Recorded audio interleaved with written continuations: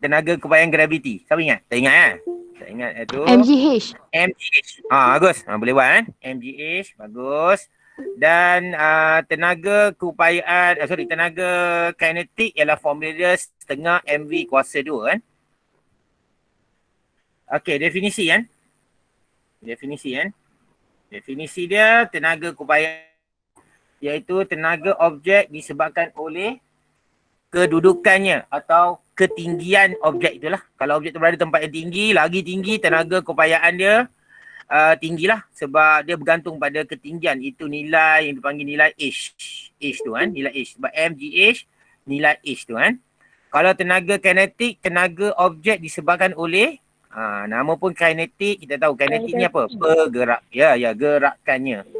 Jadi cikgu dah ajar itu kan, gerakan ni merujuk pada apa sebenarnya? Belajar. Gerakan merujuk pada apa? Ada dua benda. Tapi ingat, gerakan merujuk pada hal laju dan satu lagi apa? Pecutan. Boleh kan? Gerakan merujuk pada hal laju dan pecutan. Bila soalan tanya, apakah jenis gerakan ini? Kamu akan jawab, hal laju bertambah ataupun pecutan malar ke, pecutan bertambah ke, tu contohlah kan. Okey. Untuk yang ketiga dia kata bergantung kepada jisim. Jisim M lah. Ketinggian H dan pecutan graviti G. Jadi MGH. Sebab tu jadi formula dia MGH. Boleh. Okey, tenaga kinetik pula bergantung kepada hal laju saja. Sebab formula jisim dan hal laju iaitu formula dia setengah MV kuasa 2. Ini formula untuk tenaga kinetik. Ini formula untuk tenaga keupayaan kenyal. Okey, kita cuba buat soalan ni kan. Cari tenaga keupayaan graviti.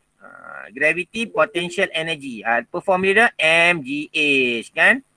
Jadi M bagi kat sini. M 2 kg. G biasanya berapa G? Berapa G? 10 boleh. 9.81 pun boleh kan. Kalau H kita ambil ketinggian itu 3 meter. Jadi kita darabkan. Jadi MGH kamu darablah. 2 darab 10 darab 3 dapat 60. Okey, soalan yang seterusnya itu cari tenaga kinetik. Tenaga kinetik KE, kinetic energy. Formula setengah MV kuasa 2. M ada 2 kg. V ada? V ada 4. Jadi setengah MV kuasa 2 setengah 2 darab ni lah. Tu dia punya contoh lah Okey, boleh faham tak ni? Kakak ni faham tak? Boleh. Boleh, Alhamdulillah. Boleh tengok. Okey, cikgu teruskan lagi Okey, ni contoh.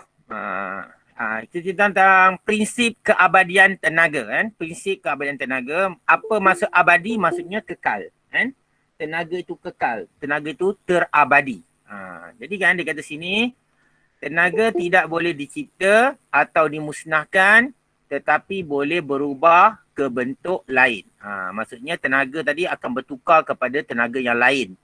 Contohnya objek ni kita letak tempat yang tinggi. Tempat yang tinggi. Maksudnya tenaga apa ada kat objek ni? Tempat yang tinggi ni. Tenaga apa ni? Kita letak objek tempat yang tinggi. Keupayaan graviti. Ya, tenaga keupayaan graviti. Bila kita lepas, objek ni akan jatuh ke bawah. Betul tak? Dia akan jatuh ke bawah. Bila jatuh ke bawah, cikgu nak tanya kamu, hal laju dia bertambah ke atau berkurang? Kita lepas objek tu ke bawah. Hal laju dia akan? Bertambah. Ya, bertambah. Bila bertambah, hal laju bertambah maksudnya gerakan lah tu kan. Jadi maksudnya hal laju bertambah maksudnya tenaga kinetik dia akan bertambah. Okey kan? Jadi ada 3 kedudukan cikgu buat sini. Kedudukan P di sini. Tempat yang paling tinggi sekali. Jarak tinggi dia berapa? 8 meter. Dari sini ke sini 8 meter. Q. Ni kedudukan Q. Objek ni akan berada di sini Q. Ketinggian dia adalah kita ambil 4 meter ke sini 4 dan meter. R dia punya ketinggian dia adalah kosong. Boleh R ketinggian dia adalah kosong. Okey, kita pergi pada yang seterusnya.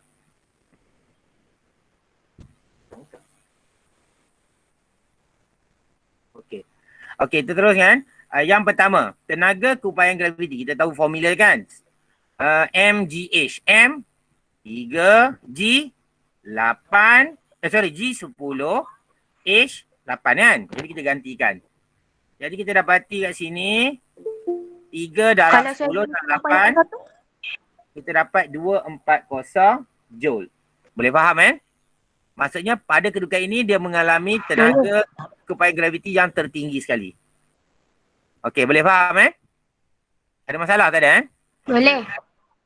Tak ada. Okey, masa objek ni berada di atas, maksudnya kita masih pegang lagi objek ni kan? Bila kamu pegang objek ni, maksudnya objek ni berada dalam keadaan gerakan apa? Pegun. Bila gerakannya pegun, maksudnya hal lajunya adalah kosong. Boleh faham Dilepaskan dari keadaan rehat. Jadi hal laju awal dia adalah kosong. Jadi untuk kes ini tenaga kinetik dia adalah sama dengan kosong. Bila hal laju kosong, tenaga kinetik dia sama dengan kosong.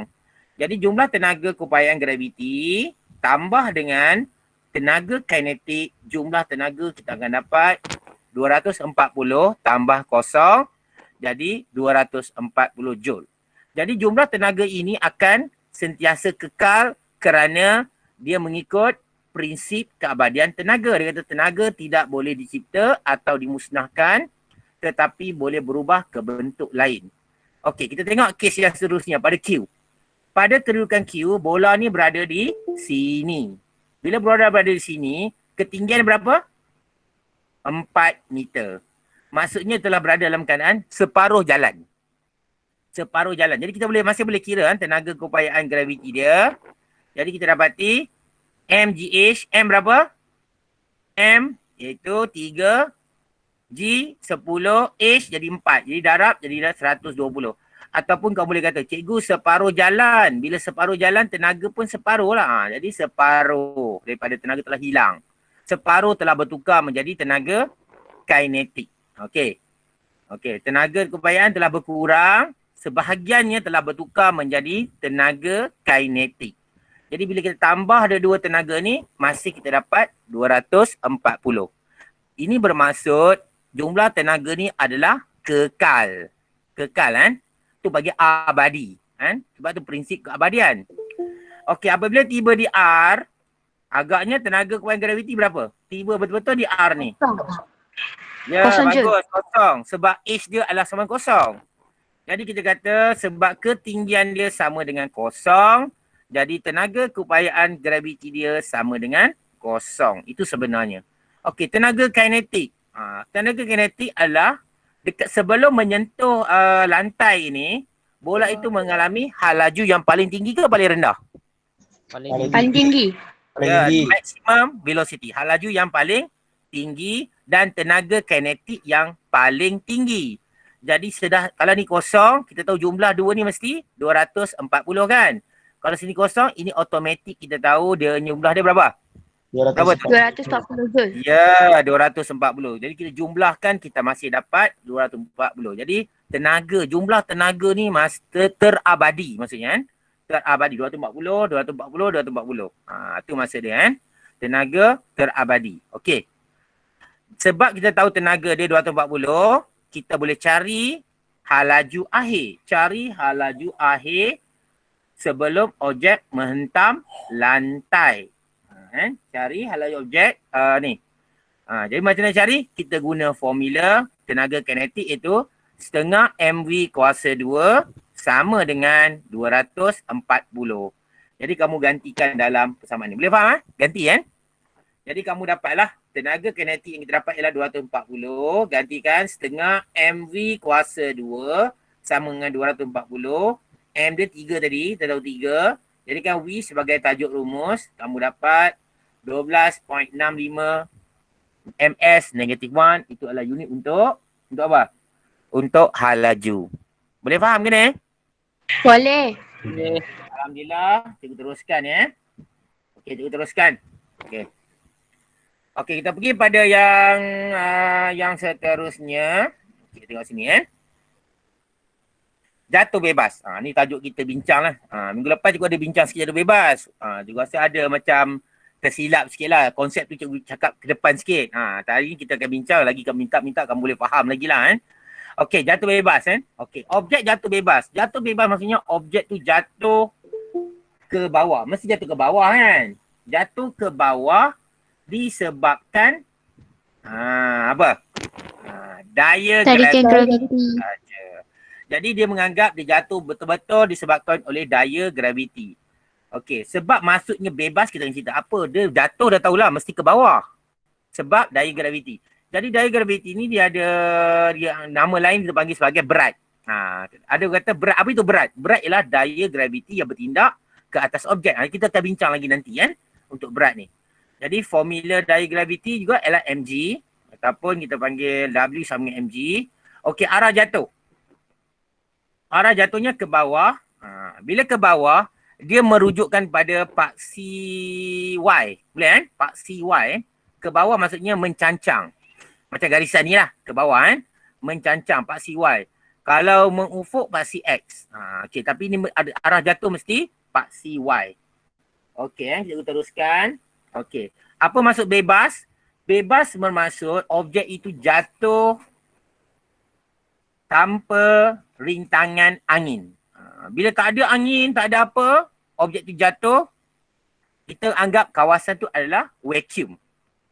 Tempat itu adalah vacuum kan. Vacuum ataupun bahasa dulu panggil hamper gas. Tapi tak apalah, kamu pakai vacuum kan. Vacuum kan. Di bawah, okey. Di bawah daya tarikan graviti, nilai dia ada sini. Biasanya kita guna 10 dan kamu boleh pakai 9.81 ikut soalan lah. Kalau soalan tu bagi 9.81, kamu pakai lah kan. Akan diberi dekat muka surat depan, kamu gunalah 9.81 kan. Itu adalah pecutan graviti. Okey kan.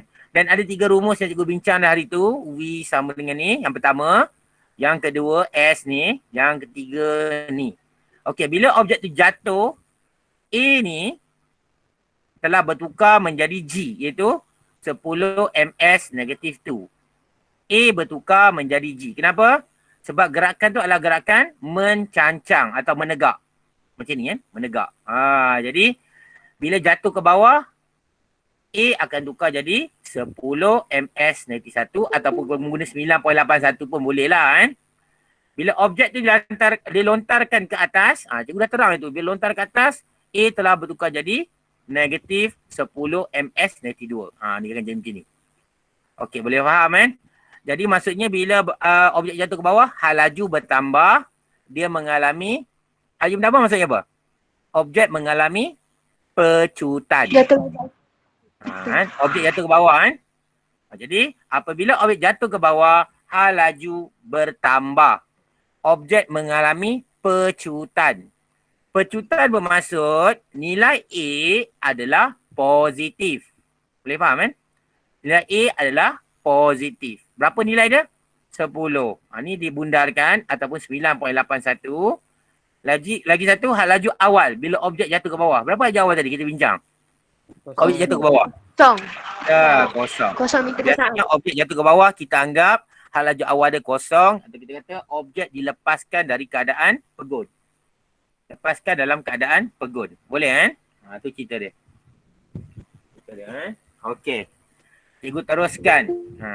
Okey. Apabila objek dibaling ke atas. Bila objek dibaling ke atas. Okey. Bila objek dibaling ke atas, hal laju akan berkurang. Laju akan berkurang jadi pecutan malar. Boleh kan? Pecutan malar. Bila laju kurang, A dia ataupun G dia kita kira sebagai negatif. Apa maksud pecutan negatif? Apa yang kau buat? Pecutan. Ya, nyah pecutan. Nyah pecutan. Ya, nyah pecutan Jadi kita menganggap hal laju akhir, bila kamu baling objek tu ke atas, objek tu akan berkurang-kurang hal lajunya, akhirnya objek tu akan berhenti seketika di atas. Bukan berhenti sekejap, berhenti untuk menukar arah. Jadi berapa laju akhir ni kamu rasa? Kosong meter per saat. Ya, kosong. Ni kena faham konsep ni kan. Bila jatuh ke bawah, A akan menjadi positif. Bila baling ke atas, A akan bertukar negatif. Okey, kita cerita kepada jatuh bebas. Guli dan kapas dijatuhkan ke bawah pada ketinggian yang sama. Okey. Cikgu dah ajar tadi ketinggian. Kalau objek tu ketinggian yang sama, maksudnya apa? Dia mempunyai hal laju yang sama. Boleh faham tak cikgu? Ketinggian yang sama, hal laju yang sama. Kalau satu objek lagi tinggi, satu objek tu rendah, hal laju dia akan berbeza. Tapi kita akan bincang nanti kan. Okey. Jika dalam vacuum, kamu lepaskan guli dengan kapas. Nampak macam guli dengan kapas ni, nampak kapas lagi ringan lah kan. Tapi dalam vacuum, guli dan kapas jatuh pada masa yang sama. Dua-dua jatuh dalam masa yang sama. Nanti kalau ada masa, cikgu boleh share video kan. tentang objek bila jatuh dalam masa yang sama tu kan. Okey.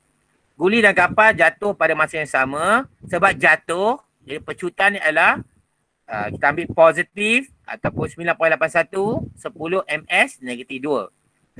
Okey, jika kita lepaskan dua ni dalam udara. Udara maksudnya apa? Ada rintangan. Kan? Ada rintangan. Jadi guli jatuh dulu kerana rintangan angin dia adalah kenapa? Tinggi ke rendah? Kurang. Ya. Rendah. Guli jatuh dulu kerana rintangan angin dia adalah kurang. Boleh rendah. Sama lah tadi kan. Jadi pecutan dia macam mana pula? Pecutan dia Bertambah.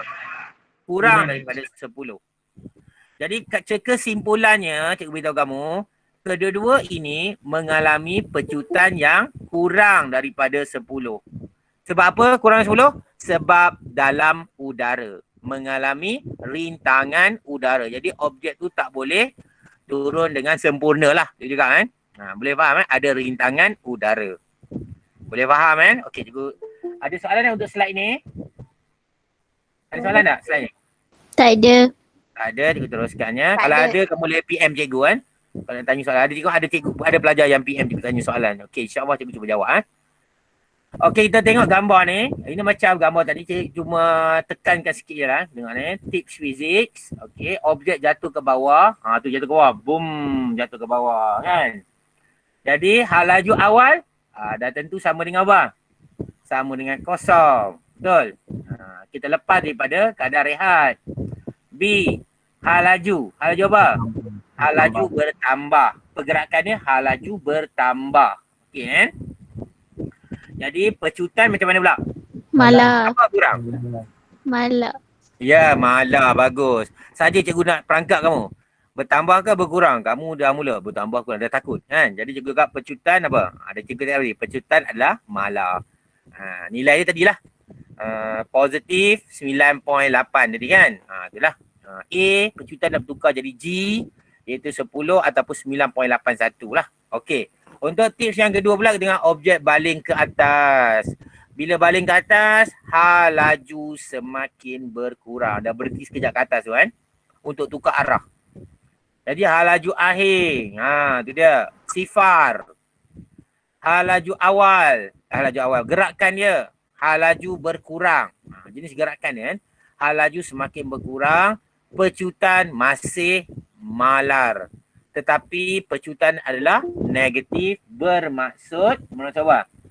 Awal pecutan. Nyah pecutan. Boleh faham tak ni? Boleh. Okey, Boleh. Okey, kita teruskan ya. Okey, kita pergi pada bumi kita ni. Kadang-kadang kita kata cikgu pecutan 9.81 itu adalah purata, secara purata. Sebenarnya kan nilai G ni berubah dari satu tempat ke tempat yang lain. Kata nilai G di khatulistiwa 9.78. Khatulistiwa dekat dengan kita lah kan. 9.78 kan. Manakala di kutub bumi 9.83. Mana kuat ni? Kutub bumi ke khatulistiwa? Pecutannya mana tinggi? Mana tinggi? Kutub bumi. Sudah tentu kutub bumi.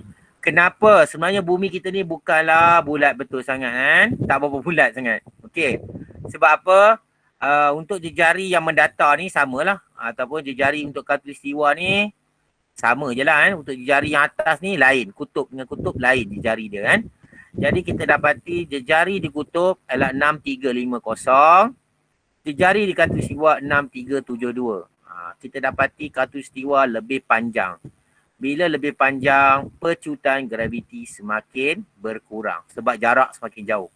Pecutan dia semakin kekuatan tarikan medan graviti adalah berkurangan. Boleh faham dah ni? Semakin jauh, kekuatan dia semakin lemah. Faham ke ni? Hal ini kita bumi bentuk spera. Jarak daripada khatulistiwa ke pusat bumi lebih jauh. Itulah lebih jauh. Jadi nilai G lebih kecil lah. Ni 3 lah. Kalau bagi biasanya soalan ni bagi 3 markah lah. Kalau tanya soalan macam ni. Ni soalan ni format baru lah kan, dalam KSSM kan. Okey, cuba teruskan kan. Untuk slide ni settle. Kita pergi pada lakaran graf untuk objek yang sedang jatuh. Cikgu ada ajar itu minggu lepas. Minggu yang sebelum tu kita ajar tentang graf ST. S maksudnya sesaran melawan masa. VT maksudnya hal laju melawan masa. AT maksudnya pecutan melawan masa. Nampak? Cuma bezanya adalah ni S, ni V, ini A. Yang bawah semuanya sama. Jadi kamu kena tahu apa kecurunan graf ni, apa luas bawah graf ni. Kamu kena tahu sisi sebanyak kan. Okey, tak apa. Cikgu dah ajar dalam hari tu. Cuba tengok ni. Saya kata sedang jatuh bebas. Bila sedang jatuh bebas, sudah tentu pecutan dia malar. Iaitu 10 ms negatif 2. 10 maksudnya positif. Positif sebab apa? Hal laju bertambah. Boleh faham kan? Pecutan malar, hal laju bertambah. Okey, bila pecutan malar, kita tengok mana graf pecutan. Pecutan malar. Oh ni pecutan. Jadi malar maksudnya nilai dia tetap. Apabila masa bertambah, pecutan adalah malar. Jadi graf jadi macam ni. Boleh faham kan? Jadi pecutan malar, jadi nilai dia adalah 10. Jadi sini bacaan ni 10 lah ni. Kalau masa yang pertama pun 10, masa kedua sampai masa keberapa, tetap bacaan dia adalah positif 10. Kenapa positif? Ada lebih sini. Kalau paksi Y, katakan ni paksi Y. Kalau lepas ini positif. Kalau belah bawah, dianggap negatif. Okey, boleh faham ya? Okey, kita pergi pada graf ini. Kalau untuk graf ni, kita tengok. Dia kata pecutan malar. Apa tu pecutan untuk graf ni? Siapa boleh jawab? Apakah pecutan untuk graf ni? Pecutan graf ni apa? VT. Garis lurus. Okey, betul Garis juga. lurus. Sebenarnya pecutan graf ni adalah apa? Kecurunan. Ya, kecurunan graf. Kecurunan graf. Berkadar terus. Okey, ya, nampak macam bergaya terus kan? Betul. Jadi kecurunan adalah pecutan. Sebab apa? Kita dah buat kan? Nak cari unit kecurunan, ini ms negatif 1 bahagi dengan s. Ms ni 1 bahagi dengan s, jadi ms negatif 2. Jadi ms ni 2 adalah unit untuk pecutan. Jadi pecutan malar, garis lurus. Garis lurus. Jadi graf dia macam ni. Okey, graf ni adalah garis lurus yang berkecurunan positif. Betul kan? Berkecurunan positif. Maksudnya apabila hal laju bertambah, bila masa bertambah, hal laju akan bertambah sebab positif.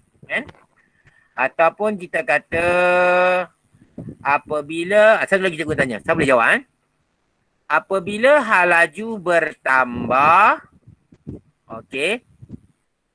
bila masa bertambah, pecutan macam mana? Saya boleh jawab. Pecutan malar. Malar. Okey, jadi pecutan malar bermaksud garis lurus. Ni menunjuk garis lurus. Garis lurus maksudnya pecutan malar. Boleh faham kan? Sebab tu garis lurus. Okey. Okey, kita pergi pada ni pula. Ni susah sikit lah. Sebab ST ni menunjukkan kecurunan graf dia apa? ST. Sesaran lawan masa. Apa unit ni? Meter. Ini ni apa? Saat. Jadi meter per saat. Jadi apa kecurunan graf ni? Hal laju. Hal laju. Kecurunan dia adalah hal laju. Kecurunan dia adalah hal laju. Jadi hal laju bertambah. Kita tahu kenapa laju bertambah? Kita tahu tentang ini adalah pergerakan jatuh bebas, itu hal laju bertambah. Bila hal laju bertambah, graf dia kecurunan bukan lagi garis lurus. Sebab apa? Kecurunan bertambah. Maksudnya hal laju bertambah, maksudnya kecurunan bertambah. Jadi graf dia akan bentuk macam cikgu ajar bulat, ingat tak? Hal laju bertambah, kecurunan bertambah. Jadi bentuk dia macam ni. Kalau kamu ingat cikgu ajar itu, ingat yang bulat tu, mungkin kamu ingatlah macam mana nak tentukan mana hal laju bertambah, mana hal laju berkurang. Kecurunan bertambah dengan kecurunan berkurang kan. Dia punya bulat tu kan, yang cikgu ajar itu. Okey. Masa bertambah, lukis ni. Masa bertambah, hal laju bertambah. Dan pecutan masih malar. Dia bertambah dengan kadar yang sama. Jadi pecutan malar. Okey, ada soalan tak ni? Ni mungkin pening sikit kot. Boleh? Boleh cikgu. Okey, alhamdulillah. Okey, kalau tak faham ni kamu boleh tengok video cikgu banyak kali. Kalau tak faham juga kamu boleh PM cikgu lah tanya kan. Okey. Cikgu, Ya, apa dia? Kenapa dia punya graf garis tu melengkung? Melengkung sebab kecurunan graf ni adalah hal laju kan. Bila kecurunan dia hal laju, kita tahu hal laju adalah bertambah. Kalau hal laju malar, kita akan dapat garis lurus. Macam ni. Kecurunan graf ni apa? Yang ni, yang kedua ni. B dengan T. Kecurunan dia adalah pecutan kan. Tapi kita tahu pecutan adalah malar. Jadi bila pecutan malar, garis lurus. Boleh faham Dalam kes ini, kecurunan adalah hal laju. Jadi hal laju bertambah. Bila hal laju bertambah, dia bukan lagi garis lurus. Dia adalah melengkung. Macam mana melengkung dia? Inilah bentuk lengkungan dia. Dia bertambah dengan apa? Dengan bertambah kecurunan dia bertambah. Kecurunan bertambah, maksudnya hal laju pun bertambah. Boleh faham ke tu? Faham. Faham dah kan? Okey, alhamdulillah. Ya, cikgu. Sama-sama lah kita doa, kita senang faham Okey. Okey, kita pergi pada soalan yang seterusnya. Okey, soalan. Okey, dia bagi ni andaikan G. Bagi G senang lah. Okey, G. Dan tiada rintangan udara. Dia kata sebiji batu jatuh daripada ketinggian 45 meter. Berapa lamakah masa yang diambil oleh batu itu untuk mencecah tanah? Okey, berapakah laju batu itu semasa ia menghentam lantai? Okey, tengok kita tengok soalan pertama. Jadi pertama kita dapati G sama dengan G sama dengan dia lah. A sama dengan G sama dengan 9.81. Batu jatuh maksudnya U sama gosok. Objek dilepaskan dari keadaan rehat dan dibagi ketinggian. Ketinggian dia simbol dia adalah S lah. S ketinggian. Kita nak pakai formula tu kan. Berapa lamakah masa? Masa dia tanya, masa adalah T. Soalannya T. Jadi dalam soalan ni kita boleh guna formula yang ada. Jadi ada 3 formula yang kita ada kat sini. Kamu boleh pilih mana satu yang kamu suka, yang sesuai. Okey, mana satu tengok. A ada, U ada, S ada, T saja. Jadi formula mana kita pakai? Yang pertama, yang kedua atau yang ketiga? Mana satu nak pakai ni? Kedua. Yang kedua.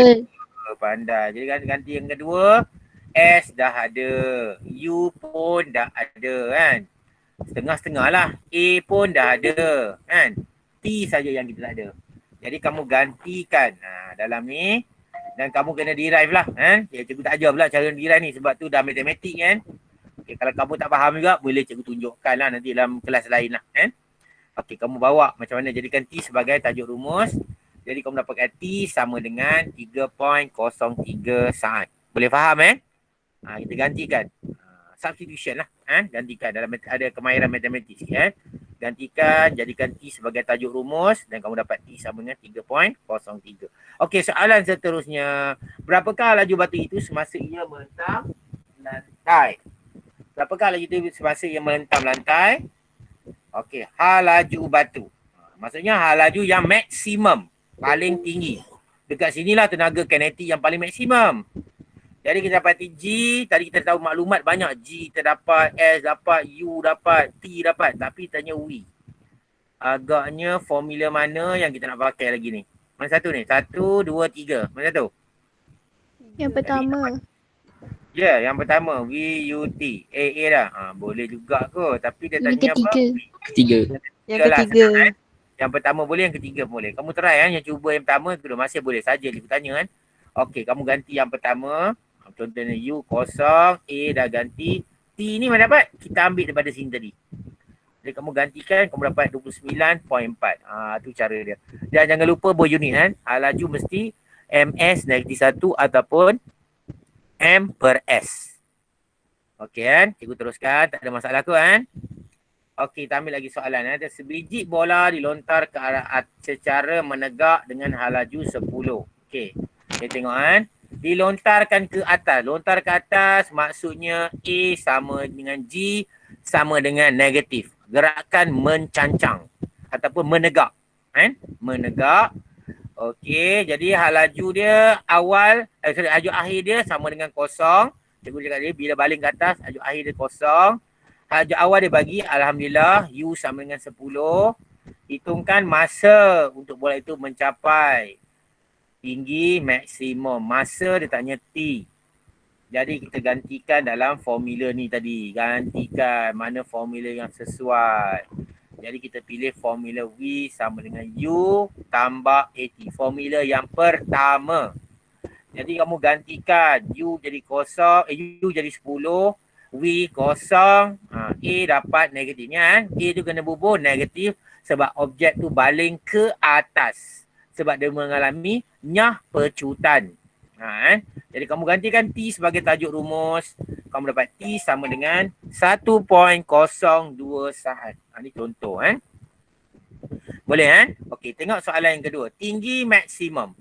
Tinggi maksimum maksudnya apa? Kita dah ada maklumat banyak kan.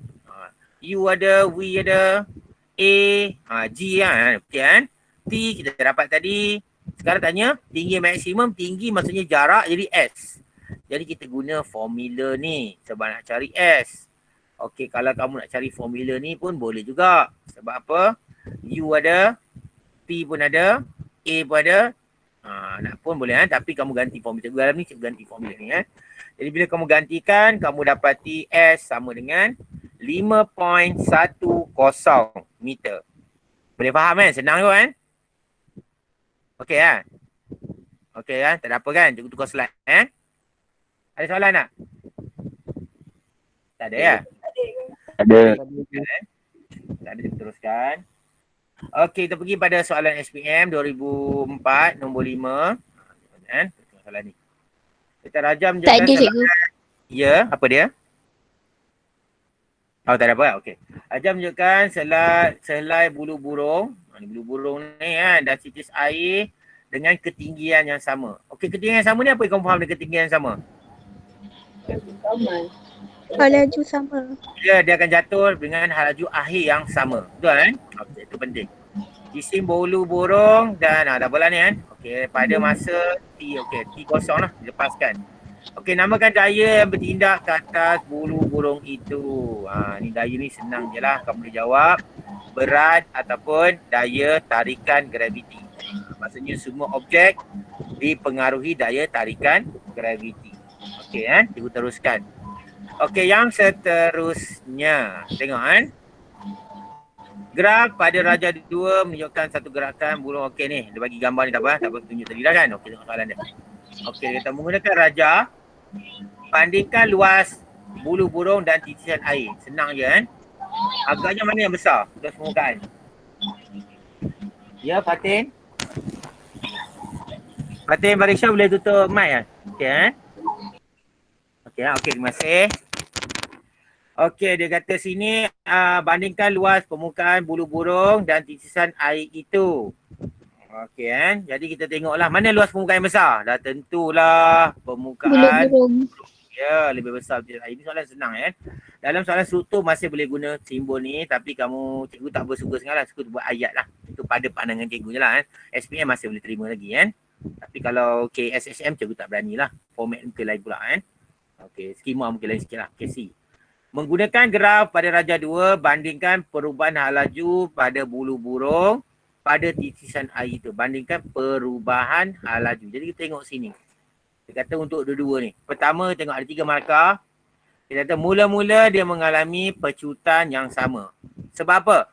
Hal laju melawan masa. Jadi dia garis lurus. Tadi kamu boleh tanya kan? Sebab dia garis lurus, hal laju lawan masa kecerunan adalah pecutan. Jadi pada ketika yang pertama, mula-mula sekali, pecutan adalah sama. Inilah sama kan. Selepas itu, okay, hal laju, tak apa, sebab itu dia berubah kan. Berubah, tapi hal laju akhir malah. Ini sama cerita dia. Dia berubah, hal laju dia berubah, tapi dekat sini hal laju akhirnya adalah malah. Di mana air, titisan air lebih besar daripada bentuk bulu burung tu lah kan, bulu burung tu, titisan air. Kenapa? Titisan air ni kurang rintangan udara, bulu burung banyak rintangan udara, sebab tu hal laju dia lebih rendah. Okey, tu anda sebab lah. Okey, itulah kita kata hal laju air bagi titisan air lebih rendah daripada bulu burung. Kerana ni lah.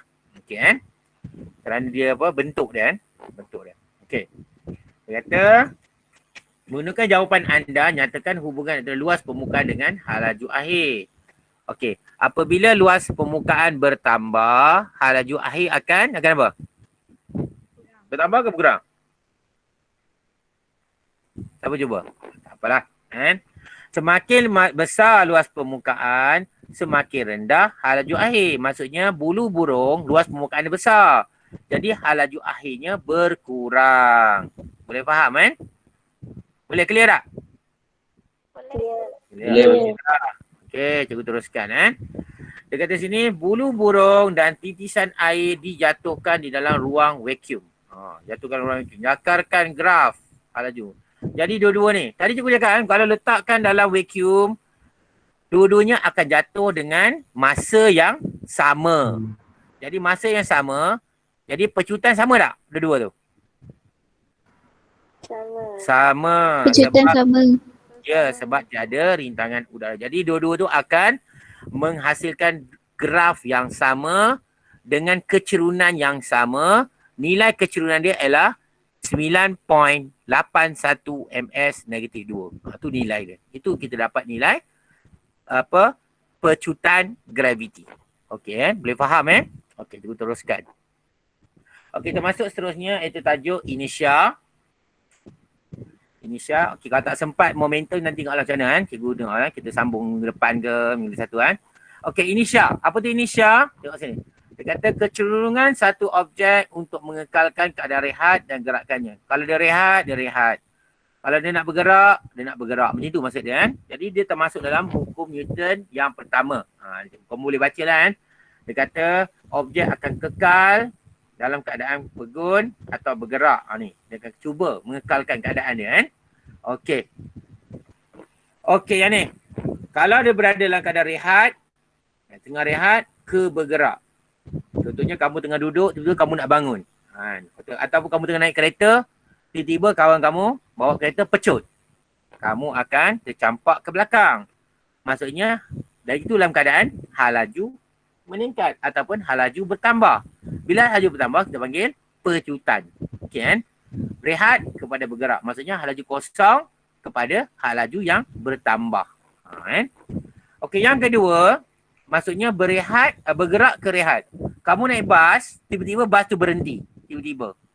Jadi maksudnya objek itu dalam keadaan ada laju yang tertentu ke rehat. Berhenti tiba-tiba. Maksudnya laju berkurang. Jadi kita panggil pecutan. Maksudnya A dia adalah negatif. Yang atas ni A adalah positif. Jadi dalam kes ni dia akan tercampak ke depan. Bila berehat, bila bas tu berhenti tiba-tiba atau kereta kamu berhenti tiba-tiba, kamu akan tercampak ke depan. Okey, contoh dia ni lah. Contoh lah. Keluarkan sos dari dalam botol. Jadi kamu nak keluarkan sos. Kamu kena rayun sos tu. Lepas tu kamu berhenti sekejap. Macam tu, contoh lah.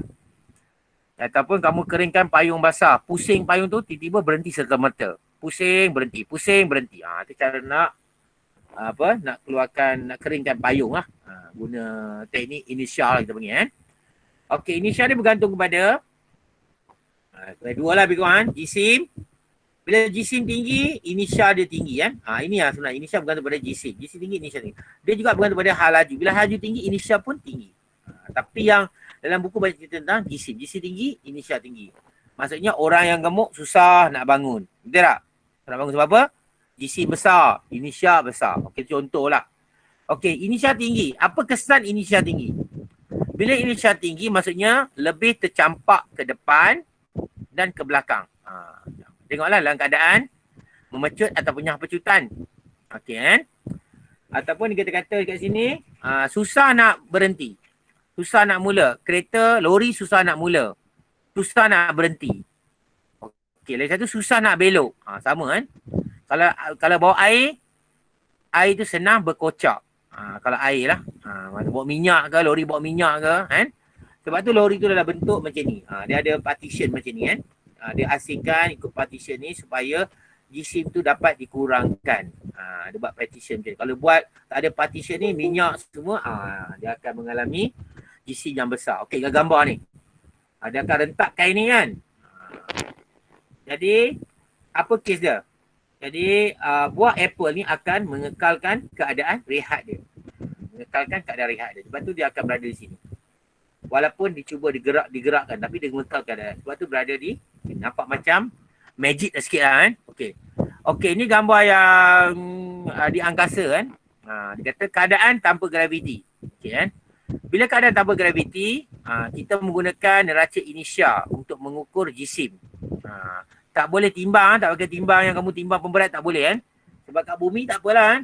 Kalau dekat angkasa kita timbang jisim kita, kita kena guna neraca inersia.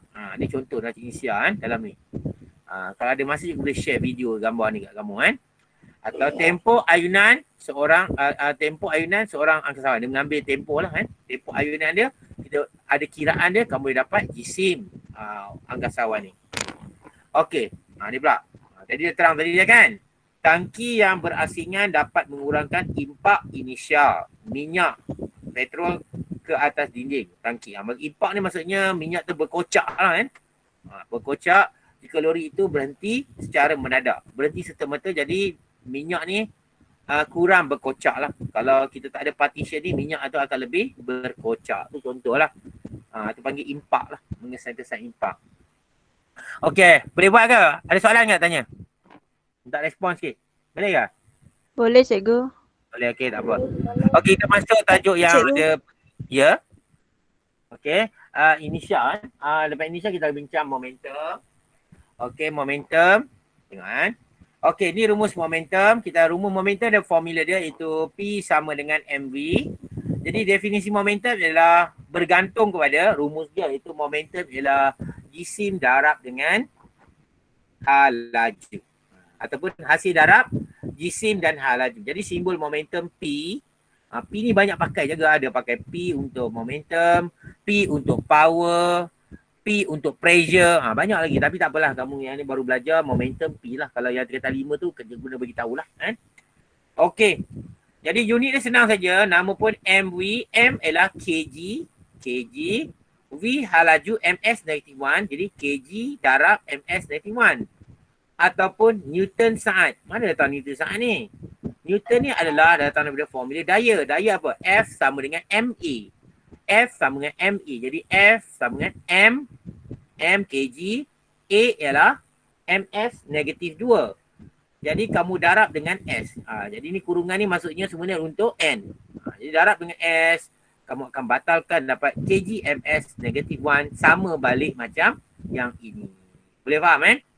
Jadi yang penting dalam momentum, kamu kena ingat momentum tu adalah kuantiti apa? Vektor. Apa tu vektor? Kuantiti yang punyai apa dia? Magnitude dan apa? Dan arah. Jadi kita menganggap objek ni bergerak ke kanan adalah positif, objek bergerak ke kiri adalah negatif. Ibarat macam paksi Y lah. Paksi Y lah. Paksi X. Paksi X, kalau ke kanan dia adalah positif, ke kiri dia adalah negatif. Okey, apakah faktor yang mempengaruhi momentum? Dah tentu ada dua ni, jisim dan laju. Okey, cuba tengok bola golf yang manakah akan mempunyai. Tak boleh. Ni ada bola golf, ada dua bola golf. Bila dua bola golf, maksudnya dia mempunyai jisim yang sama, bola yang sama. Tapi letakkan pada ketinggian yang berbeza. Ni rendah sikit, ini tinggi sikit. Jadi ketinggian macam mana? Ni rendah, yang ni tinggi. Okay. Sebab ketinggian yang berbeza ni, dia mempunyai laju sebelum menyentuh plasticine. Yang mana yang paling tinggi? A atau B? Kamu rasa? Mana yang paling tinggi laju? Siapa nak cuba? A atau B? Laju yang tinggi. B. Ya, B. Betul.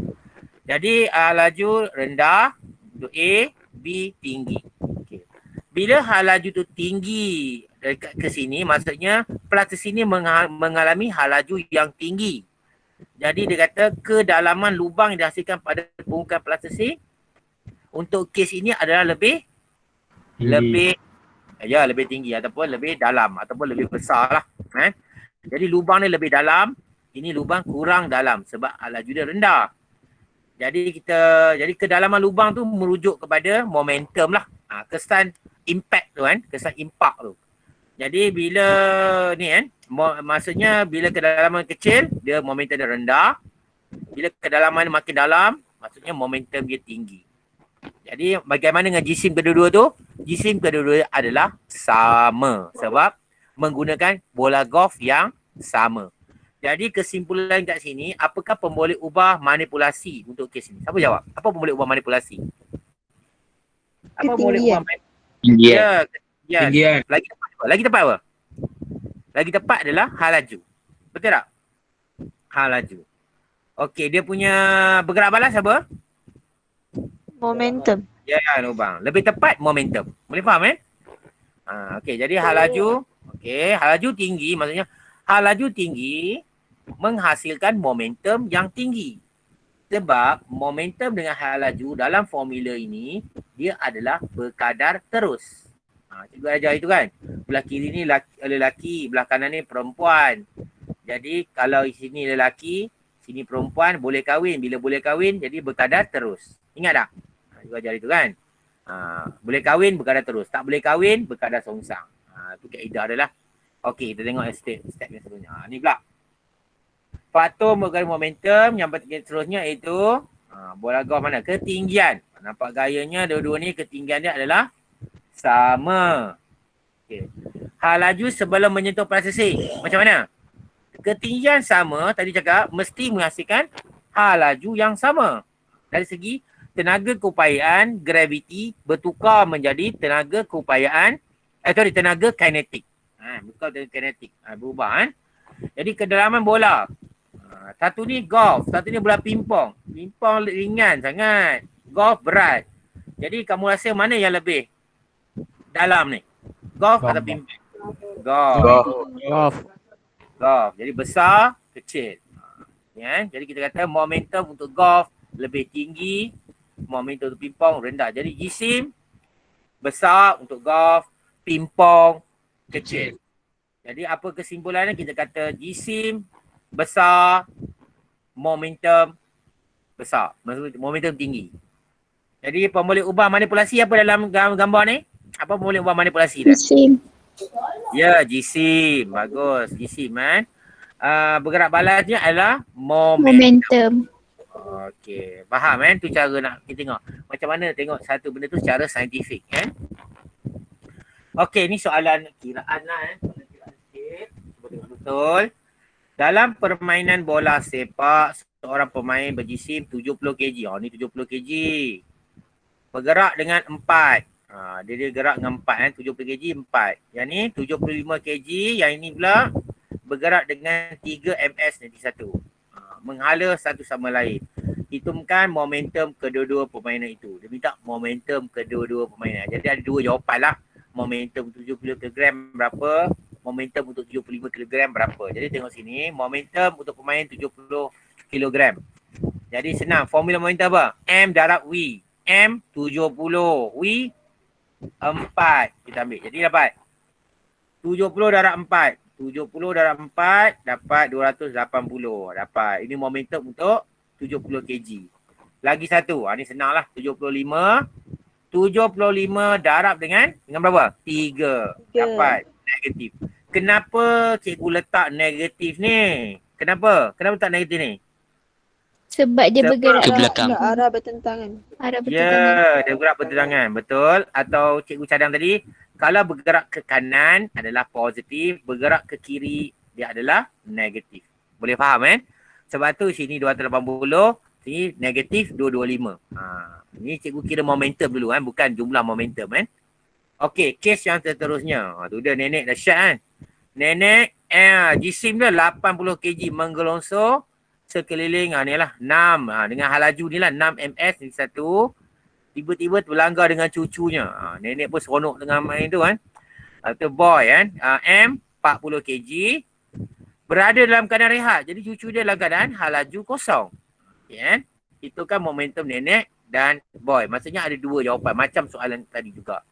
Jadi momentum nenek tu, kita tengok kan, momentum nenek maksudnya 80 darab dengan 6. MV.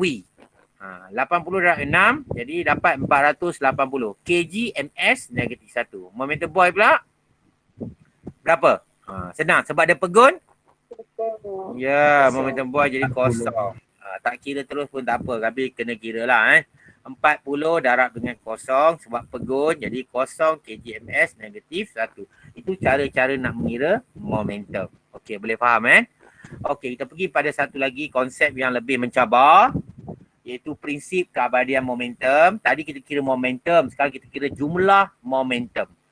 Dia ada dia kata jumlah momentum, prinsip keabadian momentum menyatakan bahawa jumlah momentum sebelum pelanggaran sama dengan jumlah momentum selepas pelanggaran. Ini prinsip. Kamu kena pegang prinsip ni baru kamu faham soalan-soalan yang kamu akan jawab. Jadi ada dua jenis pelanggaran sebenarnya. Pelanggaran kenyal dan tidak kenyal. Jadi cikgu asingkan tidak kenyal ni kepada dua.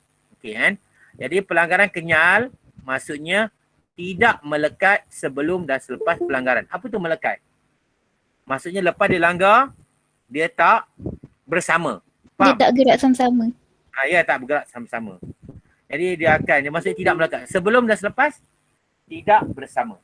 Okey boleh faham Itu contohlah kita beritahu Okey, tengok kita teruskan. Okey. Jadi bila berlaku pelanggaran tidak kenyal, dia melekat selepas pelanggaran. Contohnya cikgu ambil beg, cikgu baling kat kamu. Lepas tu kamu sambut beg ni, beg dengan kamu sekali terbang ke belakang. Itu contohnya kamu dah melekat dengan beg. Contohlah Jadi untuk kes ni melekat selepas pelanggaran. Untuk tidak kenyal pula, atau kita panggil lagi satu letupan. Maksudnya melekat sebelum pelanggaran. Maksudnya pistol yang ada dalam, maksudnya peluru ada dalam pistol. Masa tu pistol dengan peluru dalam keadaan pegun. Jadi dianggap melekat sebelum pelanggaran. Boleh faham tak ni? Boleh cikgu. Dia Faham. melekat selepas melekat, ni sebelum melekat. Okey. Yang ni tak melekat langsung. Tu maksud dia. Jadi sebab kes ini, dengar jadi tenaga kinetik, jumlah tenaga kinetik untuk kenyal, kita katakan kekal. Tenaga kinetik dia adalah kekal. Okey, untuk tidak kenyal, tenaga kinetiknya adalah tidak kekal. Senang ingat. Tidak kenyal, kenyal, kekal, tidak kenyal, tidak kekal. Tengok Okey, hal yang ketiga boleh ni Okey, tidak kenyal. Hello? Okey, tak apa kan? Okey, tidak kenyal, melekat. Okey. Jadi hal laju akhir dia sama. Sebab melekat selepas pelanggaran. Ni. Ini hal laju awal dia sama. Itu sama dengan kosong. Sebab belum tembak lagi. Peluru dalam senapang. Belum tembak lagi. Itu contoh dia. Jadi tidak kenyal, tenaga kinetik dia tidak kekal. Itu soalan. Okey, kita pergi pada contoh soalan jawapan Contoh pelanggaran. Ada melekat dah ni? Cuba tengok, melekat tak melekat ni? Melekat. Jadi ni adalah pelanggaran yang tidak kenyal. Betul? Sebab ada melekat. Jadi jumlah tenaga kinetik dia adalah tidak kekal. Okey, itu contoh. Yang tadi juga Okey, tengok soalan ni. Objek ni bergerak ke kanan, objek ni bergerak kiri. Arah yang bertentangan. Ni objek ni jisim dia. Ni sebelum pelanggaran. Lepas pelanggaran, cikgu buat asingkan dua. Sebelum dan selepas. Selepas pelanggaran dia akan melekat bersama-sama dengan hal laju yang sama. Sebab dia melekat. Okey Okey, soalan pertama. Carikan momentum A sebelum pelanggaran. Berapa momentum A ni? MV. Senanglah MV kan? 2 darab 2.5. Ya, 5. Okey Momentum kamu kena jaga arah mesti negatif kalau arah berlawanan Okey, momentum B. Sebelum pelanggaran. Jadi 4 darab dengan 1.5 ke negatif ke 1.5? Negatif. Negatif. Ya, negatif. Bagus. Jadi 4 darab negatif 1.5 kita dapat negatif 6. Boleh Jadi A dia 5. Kalau ikut berunit lah. Cikgu nak bagi kamu tak confuse, letak sini bagi kamu faham dulu tentang momentum. Ini 5, ini negatif 6. Jumlah momentum sebelum pelanggaran. Jumlah maksudnya tambah. Maksudnya 5 tambah dengan negatif 6. Jadi kamu dapat negatif 1. Boleh faham tak ni? 5 tambah dengan negatif 6 dapat negatif 1. Okey, ini yang pertama Okey, kita pergi pada yang selepas pelanggaran pula. Pelanggaran bersama. Jadi hal laju dia tak diberi. So, dia suruh kita cari. Jadi hal laju untuk A. Momentum A selepas pelanggaran. Jadi jisim 2 darab dengan V. Maksudnya 2V. Kenapa? Hal lajunya adalah V. Okey, momentum B selepas pelanggaran. B pun halaju dia adalah V juga. Jadi 4 darab dengan V. Jadi dapat 4V. Boleh Jadi jumlah berapa? 2V tambah 4V. Jadi dapatlah 6V. 6V. Okey. Jadi kita balik pada ni jumlah momentum sebelum pelanggaran. Ini jumlah momentum selepas pelanggaran. Jadi mengikut prinsip keadaan momentum, jumlah momentum sebelum sama dengan jumlah momentum selepas. Jadi kita gantikan yang satu di sini, 6V di sini. Jadi kamu gantikan. Satu, sini 6V. Jadi kita masukkan. Jadi V sebagai tajuk. Jadi V sama dengan negatif 1.67 ni. Jadi kedua-dua objek akan bergerak ke kiri. Kenapa dua objek bergerak ke kiri? Sebab momentum ini, B ni adalah magnitude berapa? 6. A berapa? Magnitude 5 kan? Jadi momentum B ni lebih daripada A menyebabkan arah A ikut arah B. Boleh faham tak maksud you? Momentum ni lebih tinggi pada momentum A, jadi dia ikut arah yang mana momentum yang lebih. Okey, boleh faham jadi tak perlulah kamu guna formula yang complicated tu. Kamu guna kaedah ni insya-Allah boleh Okey, ni soalan yang contoh yang kedua. Tengok sama Okey, contoh dia pelanggaran. Okey, kenyal. Kenyal, kenapa kenyal? Tidak melekat lah. Dua-dua keadaan, sebelum dan selepas. Jadi kekal. Kenyal kekal terangkan. Tak apalah, aku teruskan Okey, momentum A. Berapa? 2.5 darab 2. 5. Sama tadi juga. Momentum B. Sama juga. 4 darab 1.5. Kita buat nilai negatif. Sebab arah dia belah kiri. Jumlah momentum sama macam tadi juga. Negatif 1. Tapi selepas pelanggaran, kisah dia lain ceritanya. Lain. Di mana A bergerak ke kiri, B bergerak ke kanan. Jadi momentum A sekarang 2 darab negatif 1.5. Kenapa negatif? Sebab arah dia ke kiri.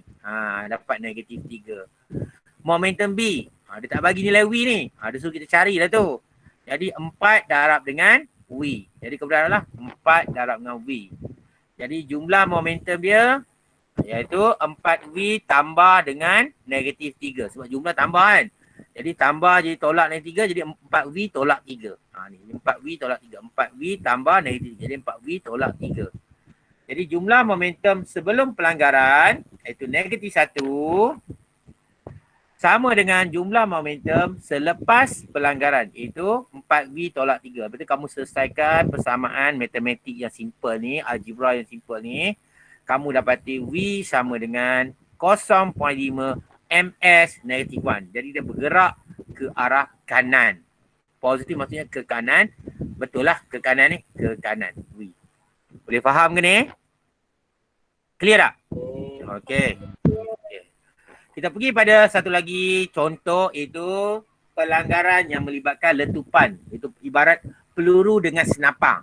Jadi ada melekat, maksudnya tenaga tidak kekal dan tidak kenyal lah. Pelanggaran tidak kenyal. Jadi kat sini kita momentum A sama kot. Dia kata bila keadaan rehat. Jadi momentum A 2 darab dengan berapa? 2 darab kosong.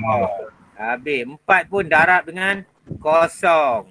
Kalau pelajar tu cekap dia buat kosong terus semua. Sebab dia kata tak bergerak cikgu. Okey lah. Jadi jumlah momentum sebelum pelanggaran sama dengan kosong. Kosong tambah kosong, kosong. Tak tulis tak apa ni cikgu nak bagi kamu faham kamu, ada kata cikgu saya boleh buat cepat cikgu ajar. Ada macam tu juga. Sebenarnya cikgu nak tunjuk supaya step tu kamu boleh faham. Tu sebenarnya Okey. Ni pula A 2 darab dengan negatif ni. Negatif lah sebab arah ke sini kan. Buat negatif. Jadi pula 4 darab dengan V. Rupanya hal laju ni dia tak bagi. So kita cari. Jadi 4 darab V. Jadi sama juga 4 tolak V. 4V tolak 3. Jadi jumlah dia sebelum kosong. Selepas dia 4V tolak 3. Kita gantikan. Mengikut prinsip keabadian momentum. Ni prinsip dia ganti.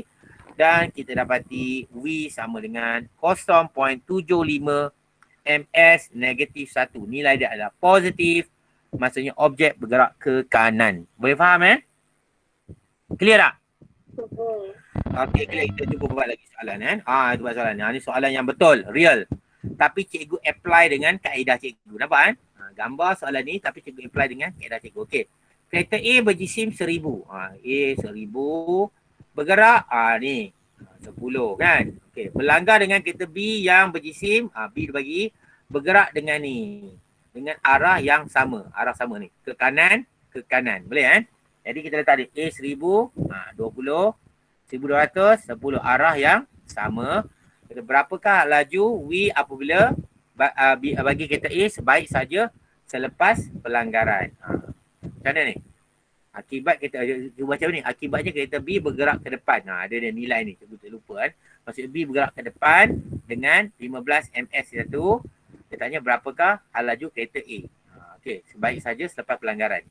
Ni sebelum pelanggaran, ini selepas pelanggaran. Okey, yang pertama kita tengok sini kan.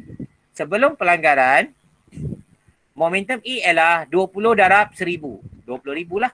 Boleh kan? Momentum B 1200 darab dengan 10. 12,000 lah. Okey. Jadi jumlah arah sama senang, jumlah 32,000. Faham dah ni? Nampak kan? Okey, selepas pelanggaran. Selepas pelanggaran, dia kata tadi kereta B bergerak dengan laju ni. Inilah 15. Dia tanya berapa laju untuk A. Gerak kan. Jadi untuk B, kita anggap selepas pelanggaran, momentum A ialah 100 darab dengan V. Hal laju yang kita tak tahu kan, untuk momentum A, kan. Momentum B 1200 darab dengan, dia bagi dah 15. Ganti dengan 15. Jadi dapat 18,000. Jadi untuk kita jumlahkan, kita dapati 1000 V tambah 18,000. Itu cara dia kan. Ni jumlah momentum sebelum pelanggaran 32,000. Jumlah momentum selepas pelanggaran 1000 V tambah 18,000. Jadi kita samakan sebab kita nak buat prinsip keabadian momentum. Jadi V sebagai tajuk rumus. Jadi V kita dapat 14 ms negatif 1. Boleh faham Clear tak? Faham Boleh cikgu? Alhamdulillah. Okay. Faham. Okey, soalan ni kan. Kita habiskan soalan ni kan. Okey, sebuah truk yang berjisim 1200. Cikgu letak ke sini. Truk ni 1200. Sama kan? 1200 ni. Truk ni bergerak dengan 30 ms. Cikgu letak di sini. Bergerak ke kanan. Berlanggar dengan sebuah kereta yang berjisim 1000. Kereta berjisim 1000. Cuma bulat je senang ke arah bertentangan. Bertentangan maksudnya satu ni ke kiri, satu ni ke kanan. Okey kan? Selepas pelanggaran, kedua itu bergerak bersama-sama. Jadi bergerak bersama-sama. Macam mana tahu arah dia? Senang saja. Mana momentum lebih, itulah arah dia. Kan? Okey. 12,000 darab dengan ni. Kamu darab kan? Ni darab ni, mana momentum lebih? Tak apa, kita tengok dulu kan? Okey. Berapakah laju kedua-dua kendaraan itu? Sebaik saja selepas pelanggaran. Okey, kita tengok pertama. Sebelum pelanggaran. Momentum A. Berapa? 1,200 M dengan ni. V. Darab. Dapat 36,000. Momentum B. 1,000 darab dengan 20,000. Kenapa negatif? Dah cakap tadi dah, arah yang bertentangan. Sekarang dari segi magnitude, mana yang besar? A ke B? A ke B? Ya A. A 36,000 A kan? lagi Besar. Jadi kedua ni akan bergerak ikut arah A. Sebab apa? Momentum A lebih besar daripada B sebenarnya kan? Kan cikgu, B kecil sebab negatif. Tu negatif tu masalah lah. Negatif tu maksudnya arah kan? Bukan menunjukkan magnitude kan? Magnitude adalah nombor dia kan? Jadi jumlah momentum tambahlah 36,000 tambah negatif. Tambah jadi 16,000. Boleh kan? Okey, yang berikutnya. Selepas pelanggaran. Selepas pelanggaran apa jadi? Dia bergerak bersama-sama. Jadi momentum A bergerak bersama-sama maksudnya hal laju bersama kan. Jadi momentum A 1,200 darab V. Momentum B 1,000 darab V. 1,800 silap ni kan. 1,800. Saya kira ni 1,000 kan. 1000 darab dengan V. 1000 darab V. Tersilap ni kan. Jadi jumlah momentum sama dengan 1200 V tambah dengan 1000 V. Ni salah kan? Tersilap ni 1000 V. Jadi kamu tambahkan, kamu dapat 16,000 sama dengan 2200 V. Jadikan V sebagai tajuk rumus. Kita dapat V sama dengan 7.27 ms negatif 1. Maksudnya objek tu bergerak pada arahnya adalah kanan. Boleh faham Okey, kita teruskan lagi. Masa dah cukup tapi cikgu teruskan lagi satu soalan. Soalan ni mungkin soalan yang terakhir lah. Yang lain tu tak apalah, cikgu akan bagi jawapan lah untuk kamu untuk buat latihan Okey, seorang lelaki menembak sepucuk pistol berjisim 1.5. Ni pistol. Ni pistol lah 1.5. Okey, jika peluru berjisim 10 gram. Ni lain jaga unit. Ni 10 gram. Ini kg. Jadi 10 gram kena tukar pada kilogram. Jadi 10 per 1000. Jadi kilogram. Ni peluru. B ni peluru dan mempunyai hal laju 300. 300 maksudnya peluru tu mempunyai hal laju 300. 300. Selepas tembakan berapakah laju sentakan pistol itu. Sentakan maksudnya pistol itu tolak ke belakang lah. Tolak ke belakang. Okey, jadi kita dah tahu dah kalau kamu cakap ni dah kosong, maksudnya semua ni akan kosong. Okey kan? Sebelum pelanggaran, momentum A adalah sama dengan kosong. Momentum B sama dengan kosong sebab berada dalam keadaan rehat. Jadi jumlah momentum automatik kosong. Senang. Ini saja tunjuk je lah Tapi kalau kamu dah cekap, dah pandai, kamu terus kosong terus jumlah pelanggaran. Okey, yang ni. Selepas pelanggaran, momentum A sama dengan 1.5 darab dengan V. 1.5 darab V. Arah dia jadi negatif sebab arahnya adalah ke kiri. Momentum B ke kanan. Jadi kamu kena darab lah 10 per 100 darab dengan 300. Kamu akan dapat 3. Nilai dia 3 Jadi momentum B 3 je. 3 lah. Okey, jadi darabkan. Jadi negatif 1.5 tambah V tambah 1.5 V tambah 3. Jadi kamu samakan. Macam ni. Maksudnya kosong di sebelah kiri ni jumlah momentum sebelum pelanggaran digantikan. Jadikan V sebagai tajuk rumus, iaitu V sama dengan 2 ms negatif 1. Okey, ada apa-apa soalan nak tanya tak? Cikgu cakap je boleh ke ni? Boleh. Okey. Soalan ni kita akan bincang. Kalau ada masa kita bincang lagi pada kelas-kelas yang lain kalau ada masa. Dan cikgu harap hari ni dapat memberi manfaat pada kamu lah. Untuk manfaat ilmu Cikgu harap setakat ni saja kelas cikgu. Terima kasih kepada kamu. Okay, Assalamualaikum warahmatullahi wabarakatuh dan salam sejahtera. Okay, terima kasih. Waalaikumsalam. Terima kasih cikgu. Terima kasih cikgu. Terima kasih cikgu. Terima kasih, cikgu.